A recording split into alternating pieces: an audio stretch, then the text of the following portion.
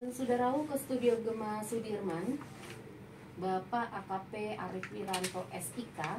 Beliau merupakan Kasat Lantas Polres Purbalingga. Dan untuk tema pagi hari ini, Operasi Zebra Candi 2024 mewujudkan Kamsel Tim Car Lantas di wilayah Kabupaten Purbalingga. Selamat pagi, Dan. Selamat pagi, Mbak. Sehat ya? Alhamdulillah. Ini baru pertama kesini? Betul. Tadi nyasar enggak? Oh enggak. Oh enggak, alhamdulillah. Baik, ini Dan Arief, ini kan kita obrolin seputar operasi Zebra, dan ini sebetulnya sudah berjalan dari kapan ini? Ya Mbak, jadi untuk operasi Zebra Candi ini sudah berjalan kurang lebih sekitar 9 hari ya Mbak. 9 hari. Dari tanggal 14 Oktober 2024. Kemudian untuk operasi Zebra ini nanti juga akan berakhirnya di tanggal 27 Oktober. Jadi kurang lebih pelaksanaan selama 14 hari. 14 hari. Nah, ini latar belakang diadakannya operasi Zebra ini apa ini?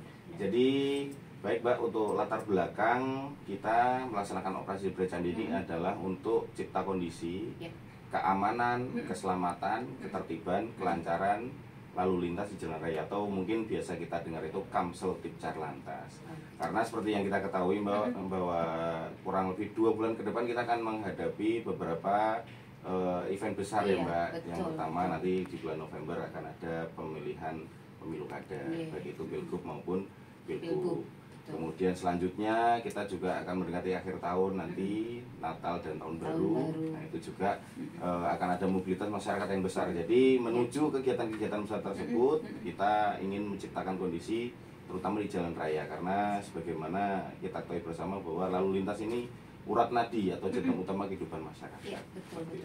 Nah, ini sebetulnya sasarannya siapa saja ini, Mbak? Untuk sasarannya kita menyasar di pengguna jalan, Mbak.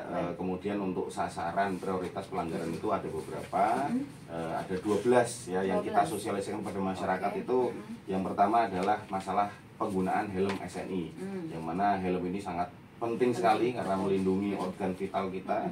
Yang kemudian yang kedua adalah pelanggaran melawan arus, Mbak. Ini yang mana melawan arus ini khususnya di Purbalingga itu juga salah satu potensi yang menyebabkan kecelakaan. Seperti itu Mbak. Kemudian yang ketiga adalah menggunakan HP saat berkendara, karena ya pakai HP pada saat berkendara otomatis tidak konsen Mbak. Nah ini juga sama berpotensi menimbulkan kecelakaan. Selanjutnya para pengendara yang mengendarai kendaraan di bawah pengaruh alkohol ini sudah sangat jelas sekali tidak diperbolehkan, karena ini perilaku ya Mbak, ini membahayakan dirinya sendiri maupun pengguna jalan yang lain. Kemudian selanjutnya adalah melebihi batas kecepatan atau ngebut. Selanjutnya adalah para pengendara yang di bawah umur Mbak, yang belum punya SIM, yang belum belum ada legalitas untuk mengendarai kendaraan di jalan raya. Selanjutnya adalah berboncengan lebih dari 1 orang Mbak. Nah ini juga sama berbahaya. Selanjutnya pemasangan lampu strobo atau sirine Mbak, padahal sudah jelas ada aturan-aturan kendaraan yang boleh memakai sirine atau strobo. Kemudian nah ini Mbak, yang knalpot tidak sesuai dengan spesifikasi teknis. Nah ini sebagaimana ini sudah lama dijalankan ya Mbak oleh kepolisian, baik itu sosialisasi, jangan masyarakat menggunakan knalpot yang tidak standar seperti itu. Selanjutnya kendaraan-kendaraan yang tidak memasang TNKB Mbak, tanpa tanda nomor kendaraan itu bermotor. Itu selanjutnya pengendara yang tidak menggunakan safety belt di roda 4, dan yang terakhir adalah overload atau over dimension untuk kendaraan pengangkut barang. Baik, itu semua yang menjadi fokus. Betul, fokus dalam operasi ini. Nah, ini untuk kalau boleh di-share ini dan data kecelakaan dari operasi tahun 2023 dan saat ini sampai sekarang ini seperti apa, ini bisa digambarkan ini? Baik, jadi kalau kita bandingkan ya Mbak, untuk data laka lantas di operasi Zebra 2023-2024, alhamdulillah dari keseluruhan itu jumlah kejadian mengalami penurunan ya Mbak. Jadi untuk tahun lalu itu kasus kecelakaan itu 10, sampai dengan hari ini untuk operasi Zebra Candi kita 5 kejadian. Kemudian untuk baik itu meninggal dunia atau luka berat itu tetap kita 0 kasus. Kemudian untuk luka ringan alhamdulillah juga mengalami penurunan, yaitu dari tahun lalu 13 kejadian sekarang 5 kejadian. Kemudian selanjutnya juga dari kerugian material, Mbak, itu juga mengalami penurunan yang cukup signifikan, yaitu tahun lalu kurang lebih di sekitar 3.100.000, sekarang di 1.400.000. Nah, ini harapan kita tidak hanya sekedar angka ya, Mbak, tetapi benar-benar kita bisa menurunkan angka kecelakaan karena keselamatan masyarakat yang paling utama. Berarti lumayan efektif juga ya dan itu operasi zebranya. Baik, jadi untuk seberapa efektif sih untuk itu? Baik, jadi betul, Mbak, kita dalam memberikan analisa dan evaluasi berdasarkan data itu berdasarkan angka dan kecelakaan atau jumlah laporan yang masuk. Tetapi dengan adanya penurunan ini kita juga melakukan beberapa inovasi ya, Mbak, inovasi yang mana di operasi zebra kali ini kita lebih turun ke masyarakat, memperbanyak personil di lapangan, dan kita lebih fokus kepada sasaran-sasaran masyarakat yang memang menyumbang pengguna terbanyak di jalan raya. Ini tentunya saya rasa menjadi hal yang efektif dan bisa diterapkan secara terus-menerus dengan tujuan supaya angka kecelakaan juga semakin menurun. Siapa saja dan penyumbang pengguna jalan yang baik, ini juga penting dibahas, Mbak, karena ada beberapa faktor penyebab kecelakaan di jalan raya. Itu contohnya berdasarkan faktor manusia, selanjutnya adalah faktor jalan, yang ketiga adalah faktor kendaraan, yang keempat adalah faktor alam. Nah, di data kami, Mbak, untuk penyumbang terbesar itu tetap ada di faktor manusia, Mbak. Betul, baik itu mengendara tidak dalam keadaan hati-hati, ya kan, melanggar marka jalan, melawan arus, ngebut, ya kan, Mbak. Terus selanjutnya nih, Mbak, dari segi profesi itu juga karyawan swasta masih mendominasi, Mbak, karena kan kita ketahui ya di Purbalingga ini mobilitas karyawan swasta sangat tinggi sekali. Kita lihat kalau pagi, Mbak, ataupun sore itu luar biasa sekali. Dan kebanyakan emak-emak ya, ibu-ibu maksudnya. Mama yang sering kiri belok kanan. Iya betul. Raster kuat kata orang. Dan yang selanjutnya, Mbak, untuk jenis kendaraan yang paling banyak terlibat tetap di sini sepeda motor. Jadi memang betul-betul, Mbak, di Purbalingga ini kan banyak yang kerja swasta di pabrik-pabrik, pagi jam 6:30 berangkat, sore jam 4:30 pulang. Itu mobilitasnya secara bersama-sama. Nah, makanya ini dari data kami, makanya berdasarkan data kami kita melakukan inovasi juga sama, Mbak. Sasaran kita sasaran dari karyawan-karyawan swasta yang mobilitasnya tinggi setiap hari, kemudian para pengguna motor kita lebih fokuskan karena ya itu tadi, Mbak, profesi, kendaraan, dan faktor penyebabnya itu seperti yang tadi kami katakan. Nah, untuk di wilayah Purbalingga sendiri, adakah wilayah rawan yang mungkin butuh perhatian khusus? Betul, Mbak, jadi ada tempat-tempat yang selalu menjadi perhatian kita, Mbak. Yang pertama adalah rawan kecelakaan, yang kedua adalah rawan macet. Karena rawan macet ini juga sama, berpotensi menimbulkan tidak terciptanya kamsul lintas lantas. Jadi kalau untuk rawan kecelakaan kita fokus di Jalan Bojongsari Brobot ya, Mbak. Ini sering beberapa kali kejadian di situ kecelakaan, baik itu menimbulkan luka ringan maupun luka berat, dilaporkan pada kami dan kami tangani. Itu juga kejadian sering malam sampai dengan subuh. Nah, ini tentunya menjadi perhatian kita. Kemarin sudah melakukan black spot terapi. Black spot terapi ini apa nih, Mbak? Contohnya dengan memasang spanduk, memasang baliho, dan alat pengingat bahwa hati-hati, ini jalan ini sering terjadi kecelakaan. Kemudian kita mengusulkan kepada dinas terkait supaya ditambah penerangan, dan kita juga bekerja sama dengan Polsek supaya lakukan patroli di daerah tersebut, patroli yang lebih sering terjadi rawan kecelakaan, sehingga harapan kami dengan seringnya patroli maupun ada peringatan-peringatan, masyarakat lebih aware, Mbak, ketika melewati jalan tersebut.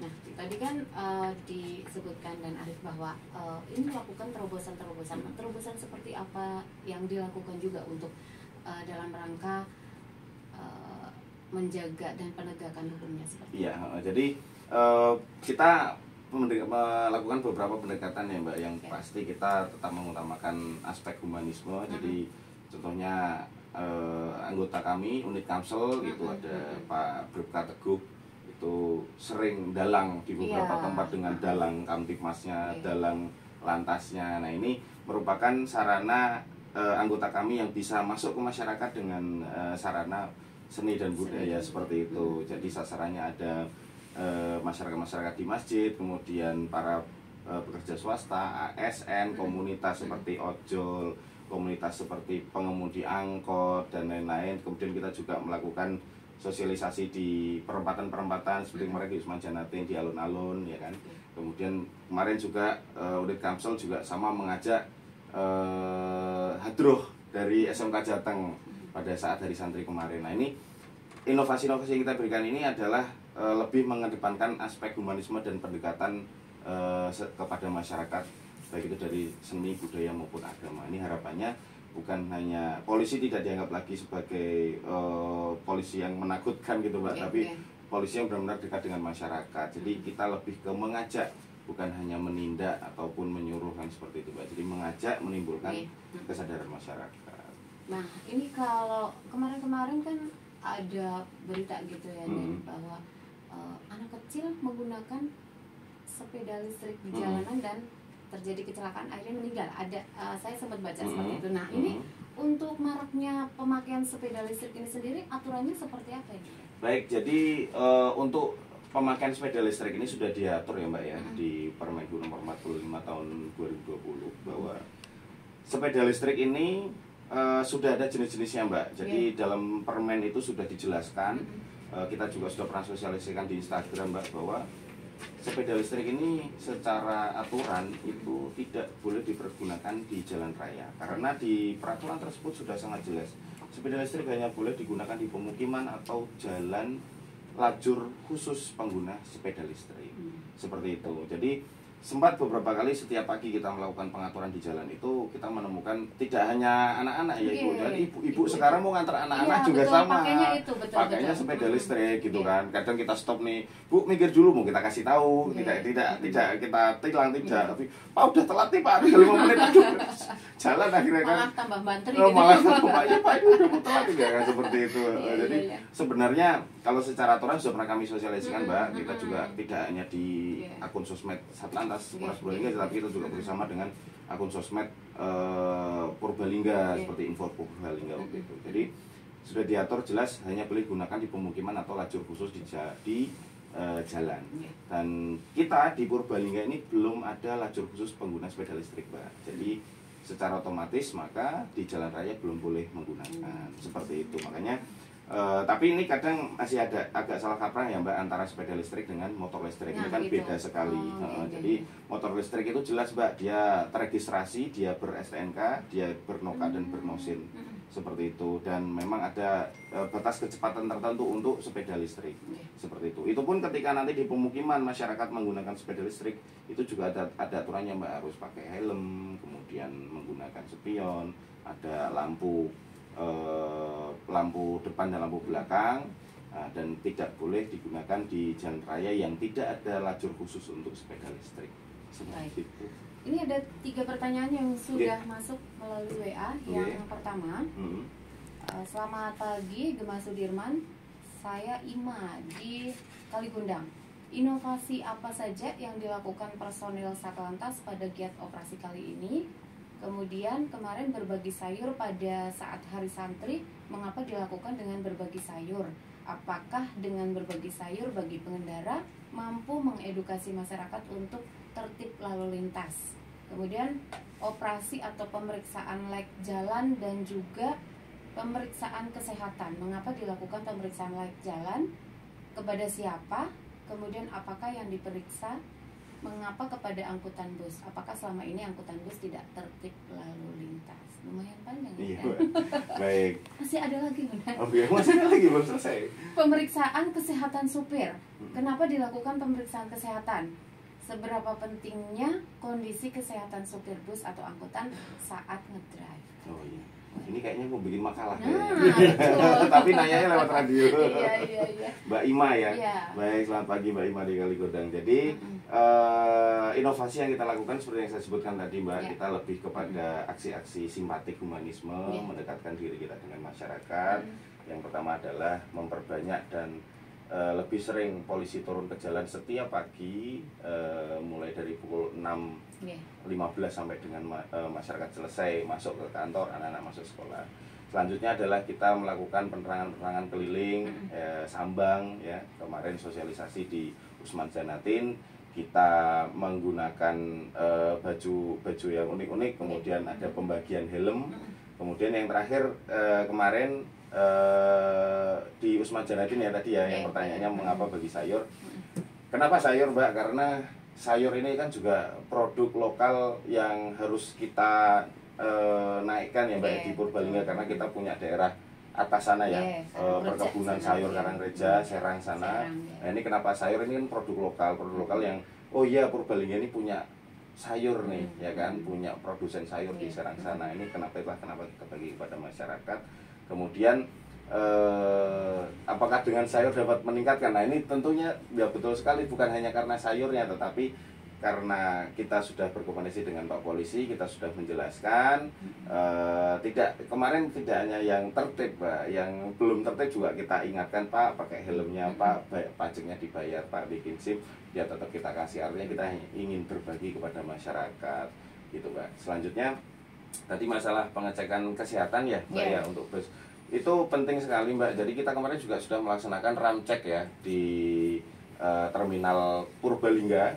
Ramcek ini adalah pengecekan terhadap layak jalan bus maupun kesehatan pengemudi. Nah, ini harus kita sadari bahwa angkutan umum bus ya, Mbak, mengangkut banyak penumpang. Ini juga harus benar-benar dipastikan bahwa kondisi kendaraan maupun kondisi pengemudi ini benar-benar fit. Karena ya itu tadi, kita membawa orang banyak dalam perjalanan yang agak jauh, faktor keselamatan itu paling penting. Tetapi kan apabila kita tidak mengecek, tidak mempersiapkan diri, siap kendaraan maupun siap surat-surat, itu yang pertama siap diri. Itulah kenapa kita melakukan pengecekan terhadap kesehatan pengemudi, memastikan dia sadar 100%, tidak dalam pengaruh alkohol atau narkoba, kemudian tekanan darahnya stabil ya, dan sebagainya. Itu juga kita kemarin menggandeng dari dokter Polres ya, Pak Teguh. Itu kemudian selanjutnya masalah kendaraan. Kenapa sih harus dicek betul? Karena ya mungkin kita sudah sering melihat di TV ya, beberapa kecelakaan yang melibatkan kendaraan umum bus itu ya, rem blong ya kan, kemudian dan sebagainya. Nah, ini ngantuk ya. Gimana? Supirnya ngantuk. Iya, supirnya ngantuk, tadi faktor manusia, Mbak. Ini kita faktor kendaraan itu rem blong, kemudian sampai ada kebakaran dan sebagainya. Nah, ini tentunya kan faktor kendaraan harus selalu dicek. Itu kita menggandeng dari Dishub ya, untuk melakukan pengecekan kirnya bagaimana. Oh, ini kendaraan dicek kirnya secara rutin atau tidak, karena kita tidak ingin ada kendaraan-kendaraan yang tidak melakukan uji kir tapi beroperasi di jalan. Tentunya kalau kirnya saja tidak jalan, tidak dicek secara berkala, bagaimana kita memastikan kendaraan ini masih aman untuk dikendarai. Nah, seperti itu, Mbak. Jadi memang harus dua-duanya jalan, Mbak, dari faktor pengemudinya maupun faktor busnya. Apalagi ya, Mbak, tadi, Mbak? Ini udah sih pemeriksaan, mengapa dilakukan pemeriksaan kesehatan sudah tadi. Seberapa pentingnya kondisi kesehatan supir sudah juga tadi sudah. Dan ini kita ke pertanyaan kedua. Ini dari Pak Amin, ada di Bodas Karangjati. Ini sampai hari ini pada saat operasi Candi sudah ada berapa pelanggaran yang ditindak, kemudian rinciannya apa saja, jumlahnya, jenis pelanggarannya, dan juga jenis penindakannya. Sampai dengan hari ini ya, Mbak, itu terakhir ya, kemarin hari Rabu tanggal 23 Oktober 2024 atau hari ke-10 operasi itu, kita sudah meng-capture pelanggaran dari ETLE ya, itu ada 122 pelanggaran. Kemudian kita juga sudah memberikan 1273 teguran kepada pelanggar. Nah, seperti itu. Kemudian ada penilangan secara manual di jalan raya itu 114. Kemudian kita juga sudah mencetak surat konfirmasi ETLE itu sejumlah 30 kepada para pelanggar. Nah, ini untuk jenis-jenis pelanggarannya bermacam-macam ya, Mbak ya. Ada yang tidak menggunakan helm, kemudian tidak melawan arus, kemudian melanggar marka jalan, ya, tidak menggunakan seat belt. Nah, seperti yang saya sebutkan tadi. Itu Pak Imam, ya? Pak Amin. Pak Amin. Pak Amin. Pak Amin. Terus ini satu lagi, ini kenapa di Purbalingga masih marak justru makin banyak penggunaan odong-odong. Apakah tidak ada upaya dari Satlantas? Baik. Jadi terima kasih pertanyaannya. Ini dari siapa nih? Masih dari Pak Amin. Oh, Pak Amin. Oke. Odong-odong, betul. Jadi kami baru saja kemarin kami melakukan semacam FGD ya bersama, atau ngobrol ringan bersama Jasara Harja, kemudian dari Dinas Bina Marga, kemudian dari Dinhub. Ini sama juga membahas mengenai odong-odong. Nah, kemarin dari Dinhub itu memang sudah ada perda mengenai larangan odong-odong ya, Mbak. Itu sudah ada. Dan memang sudah disosialisasikan, dan Dinhub juga secara aktif sudah sosialisasi maupun melakukan pendekatan-pendekatan mengenai larangan odong-odong. Dari kami Polri juga sama, kami juga membackup Dinhub, kemudian juga jajaran Polsek, kayak kemarin di Karanganyar juga sama itu mengenai larangan odong-odong. Tetapi kemarin saya ketika mengajak teman-teman untuk diskusi itu, seharusnya mungkin ke depan itu bisa diadakan FGD, Mbak ya, yang melibatkan paguyuban odong-odong. Artinya kita mencari win-win solution. Kan untuk odong-odong ini jelas tidak boleh digunakan di jalan raya dikarenakan dari segi keamanan ya, Mbak, karena odong-odong ini kan kendaraan mungkin yang sudah dimodifikasi, ya kan, dan aspek keamanan dari karoserinya juga belum bisa dipastikan gitu, Mbak. Dan sudah pernah kejadian untuk kecelakaan yang melibatkan odong-odong, Mbak, dan itu juga penumpangnya terluka. Nah, seperti itu. Nah, ini saya ingin mengajak, Mbak, sebenarnya dari pihak-pihak terkait itu, mari kita duduk bersama, karena kita tidak ingin semata-mata selain menegakkan aturan, kita juga mencari solusi. Apakah nanti mungkin dari Dinas Pariwisata juga, Dinas Pariwisata kita ajak, dari akademisi kita ajak, paguyuban odong-odong kita ajak, kemudian Dinhub, Jasara Harja. Bagaimana kita mencari solusi selain menegakkan hukum, juga ada solusi untuk para pelaku atau paguyuban odong-odong ini. Apakah mungkin nanti diarahkan oleh Dinas Pariwisata untuk digunakan di kendaraan di daerah wisata. Kita punya daerah wisata cukup banyak loh di sini, Mbak. Kan ada Gua Lawa, itu juga jalannya cuma jauh tuh, bisa tuh menggunakan kendaraan angkut. Kemudian contohnya di Delas, seperti itu. Nah, ini saya kemarin sudah ngomong sama jajaran kapan kita bisa melakukan duduk bersama FGD, kita undang supaya tidak hanya masalah larangan dan larangan saja, tetapi selain melarang kita juga mencarikan solusi. Jadi yang kita ingin adalah win-win solution, kebaikan untuk semua pihak gitu, Mbak. Walaupun sampai dengan saat ini kita masih aktif melakukan sosialisasi larangan jangan menggunakan odong-odong, karena sudah pernah kejadian juga di Purbalingga, kecelakaan yang melibatkan odong-odong dan penumpangnya juga sampai dengan terluka seperti itu. Baik, ada pertanyaan masuk lagi nih, Pak. Ini dari Pak Damiri, ada di Sokaraja. Selamat pagi, Assalamualaikum. Dengan Bapak Kasat Lantas Purbalingga. Mungkin saya bukan wilayah Purbalingga, tetapi boleh bertanya. Untuk yang disebutkan tadi bahwa ada istilah overdimensi dan juga overload, itu apa ya? Mohon penjelasannya. Terima kasih Pak Damiri di Sokaraja. Untuk overdimension atau overload itu adalah overdimension itu adalah kendaraan yang melebihi dimensinya, Mbak. Jadi sudah ada aturannya, panjangnya, lebarnya, tingginya kendaraan itu dia dimodifikasi supaya lebih besar lagi, ya kan, untuk supaya lebih muat, lebih banyak lagi. Padahal kan sudah jelas ada kendaraan sumbu 3, sumbu 6 dan sebagainya, itu sudah jelas dimensinya untuk seberapa lebarnya, panjang, tingginya. Kalau overload itu adalah kelebihan muatan. Kelebihan muatan contohnya nih sudah jelas, nih tingginya banyak berapa, diisi dia sampai 2 atau 3 kalinya.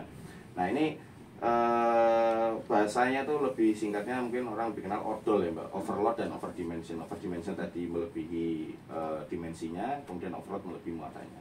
Nah, ini kenapa ditindak, Mbak? Karena ya jelas sekali, Mbak, itu sangat berbahaya. Tidak hanya berbahaya bagi pengemudi kendaraan itu sendiri, tapi justru untuk yang pengguna jalan yang lain, karena kelebihan muatan, kendaraan tidak stabil, jalannya mungkin agak naik turun, itu yang berbahaya. Ini apalagi di Purbalingga, Mbak, kita punya daerah pegunungan di atas sana, Mbak, yang daerah Telahap sana, Bayeman itu dulu sering kali terjadi kendaraan yang remblong dengan membawa muatan sampai mengguling di jalan, menutupi jalan, padahal itu jalan akses satu-satunya dari Purbalingga menuju ke Pemalang. Akhirnya menimbulkan kemacetan dan rawan korban jiwa. Seperti itu Mbak untuk penjelasan odol. Okay. Ini dari Bu Farida, ada di Wirasana. Pak Polisi, bagaimana dengan bis-bis yang berisik banget, toilet-toilet itu? Apakah dari Satlantas tidak mengingatkan? Terima kasih. Telolet ya, telolet ya. Baik. Untuk bus-bus nanti kita selain kemarin kita pada saat melakukan ramcek sebenarnya sudah kita lakukan ini ya Mbak ya, sosialisasi juga sama himbauan bahwa yang dikhawatirkan ketika menggunakan sirene atau bel yang bervariasi seperti itu kan pengguna jalan kan macam-macam ya Mbak. Ada yang takutnya nih, ada bawaan seperti jantungan dan sebagainya ya, dengan suara yang keras dan panjang. Yang dikhawatirkan adalah bisa mengganggu pengguna jalan yang lain. Ini terus aktif kita sosialisasikan Mbak, tapi terima kasih ini sudah mengingatkan dan on air ya Mbak, maksudnya biar semuanya juga mengerti bahwa penggunaan kepentingan di jalan raya itu penggunanya semua harus kita hormati gitu. Kadang mungkin bagi ada yang senang nih kan telolet itu nunggu di pinggir jalan, tapi kan bagi pengguna jalan yang lain kan belum tentu kan seperti itu. Jadi tetap Mbak kita sosialisasikan supaya sesuai dengan aturan untuk masalah penggunaan sirine, supaya tujuannya itu tadi menghormati pengguna jalan yang lain. Ya, terima kasih Bu. Siapa Pak? Bu Farida. Bu Farida di Wirasana. Ya, Wirasana. Ini dan kan salah satu pengguna jalan ini adalah kaum milenial, ini banyak ya dan ya. Nah ini adakah upaya-upaya khusus mungkin untuk mereka pembinaan seperti itu dari Satlantas? Baik, untuk kaum milenial kami setiap minggu berkunjung ke sekolah-sekolah di Purbalingga dalam rangka menjadi pembina apel atau pembina upacara. Nah dalam setiap kesempatan itu kita juga memberikan wejangan-wejangan tentunya tentang tertib berlalu lintas. Kemudian juga setiap hari unit Kamsel kami juga datang itu ke sekolah, baik itu SLTA, SMK, MA atau anak-anak SMP, kemudian MTS ya atau sederajat, ke pondok-pondok yang banyak kaum milenialnya ya, itu juga terus kita lakukan Mbak. Mungkin nanti bisa dicek kegiatan kita di IG Satlantas bahwa milenial ini masih menjadi fokus kita. Pak Teguh, anggota kami juga setiap pagi di sekolah, ya di depan sekolah bersama dengan guru dan PKS, melihat mengawasi anak-anak ini pada tertib nggak, pakai helm nggak, ini yang pakai motor ini yang sudah punya SIM atau belum, gitu. Dan alhamdulillah pengamatan kami di sekolah-sekolah ini sebenarnya sudah aktif kok Bu. Mereka dari bidang kesiswaan juga sudah memberikan aturan, tidak ada siswa yang pakai motor belum punya SIM. Pakai knalpot bro, nggak pakai helm, dan setiap pagi ditegakkan. Kalau saya lihat sudah jalan kok Mbak di Purbalingga ini. Baik, ini Ibu Farida menyambung lagi Pak. Selamat pagi Bapak Polisi, menyambung tadi yang sekolah-sekolah, kemudian anak sekolah yang belum punya SIM, itu apakah ada fasilitas khusus kayak PT-PT seperti itu? Jadi nanti gampang. Terima kasih. Ini khusus maksudnya bagi anak-anak yang sudah bisa bikin SIM ya. Iya. Kami dari Satpas nanti kita juga sudah sering koordinasi dengan sekolah-sekolah selain dengan tidak hanya PT. Jadi anak-anak sekolah yang sudah waktunya bisa membuat SIM, sudah punya KTP, itu kita juga datakan. Kemudian kita bisa ajak mungkin untuk membuat SIM di Satpas Purbalingga. Tentunya melewati prosedur uji praktek, uji teori, kemudian memeriksa kesehatan maupun psikologi. Ini kami sudah berjalan Mbak, ini dari mungkin nanti bisa dicek di Instagram Satlantas, upaya-upaya mengenai pembuatan SIM bagi anak-anak yang memang sudah bisa membuat SIM atau sudah punya KTP, seperti itu gitu Mbak. Ya, dan sebetulnya endingnya kan merubah mindset sebetulnya. Merubah mindset masyarakat supaya bagaimana sadar secara mandiri berkendara, kemudian menjadi pengendara yang baik ya dan ya.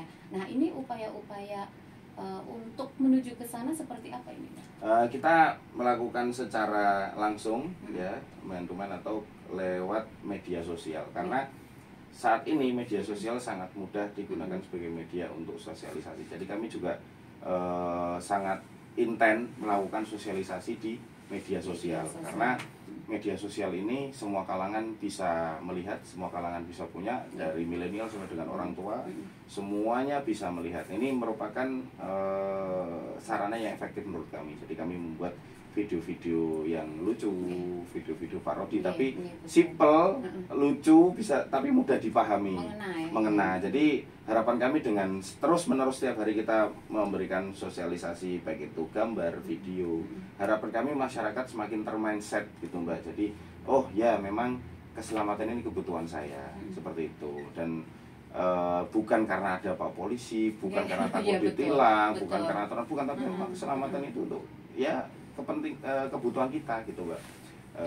Ada yang menunggu di rumah kita, bagi anak-anak muda masa depannya masih panjang ya, karena ya banyak juga yang korban-korban kecelakaan harus kehilangan masa depan dikarenakan mungkin luka berat yang tidak bisa diobati dan sebagainya. Jadi dengan edukasi mengenai video pendek, singkat, lucu, gambar-gambar, harapan kita masyarakat setiap hari melihat terpendset di pikirannya bahwa oh iya, saya harus menjadi pelopor keselamatan berlintas minimal untuk diri sendiri dulu, baru kemudian meluarkan pada orang lain gitu. Nah sekarang nggak ada rahasia ya Nan, yang nggak ada rahasia ini, penegakannya mengalami kesulitan atau seperti apa? Kita ada ETLE ya Mbak, Electronic Traffic Law Enforcement, jadi baik itu statis maupun mobile, artinya statis di beberapa tempat tertentu, kemudian yang mobile itu adalah personil yang melakukan secara patroli. Sebenarnya dari segi kesulitan tidak ada ya Mbak, karena ini adalah penindakan yang secara elektronik ya, artinya mekanismenya ketika nanti tercapture pelanggarannya, kemudian diidentifikasi, kemudian dikirim surat kepada para pelanggarnya, yang bersangkutan melakukan konfirmasi, kemudian ditilang, ya, kemudian membayar dendanya di priva, seperti itu. Baik, karena kebersamaan kita dibatasi waktu ini, dan sebagai closing statement mungkin ada pesan-pesan dan harapan mungkin untuk para pendengar. Harapan kami kepada sedulur KP warga Purbalingga, saya Kasat Lantas mengajak pada seluruh elemen masyarakat, baik anak muda dan para orang tua, mari kita menjadi pelopor keselamatan berlalu lintas dengan berkendara yang tertib di jalan raya, melengkapi surat-surat kendaraan, menggunakan helm, menggunakan spion, jangan menggunakan knalpot yang tidak sesuai dengan spek-spek, dan berperilaku yang tertib di jalan raya, mematuhi aturan, jangan melawan arus, jangan ngebut, jangan melanggar marka jalan atau menerobos lampu merah, dan yang terpenting hormati para pengguna jalan yang lain, dan selalu berdoa ingat pada Tuhan pada saat berkendara di jalan raya. Begitu. Terima kasih Nan Arif untuk informasinya. Mudah-mudahan lain waktu bisa rawuh lagi untuk mengedukasi masyarakat melalui radio. Insya Allah.